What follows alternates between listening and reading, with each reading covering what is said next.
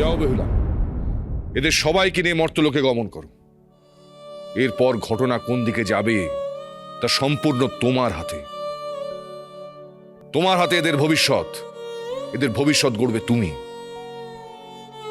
চাঁদ, চাঁদের পরিবার, সবার ভাগ্য গড়বে তুমি। এমনকি মনসার ভাগ্য তোমার হাতে।